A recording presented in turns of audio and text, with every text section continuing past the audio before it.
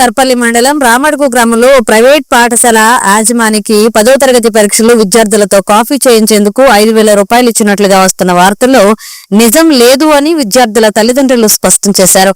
సోమవారం Terapalli police station కు విద్యార్థులు వచ్చి విలేకరుల సమావేశంలో వారు మాట్లాడుతూ ఆధారాలు లేకుండా వార్తలు రాస్తే జిల్లా కలెక్టర్, పోలీస్ కమిషనర్ కు ఫిర్యాదు చేస్తామని తల్లిదండ్రులు తెలిపారు.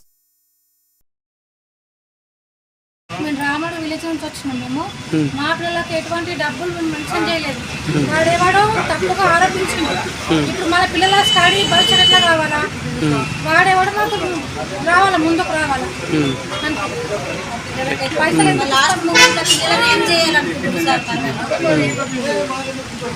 మూమెంట్ పిల్లలు ఎగ్జామ్ టైంలో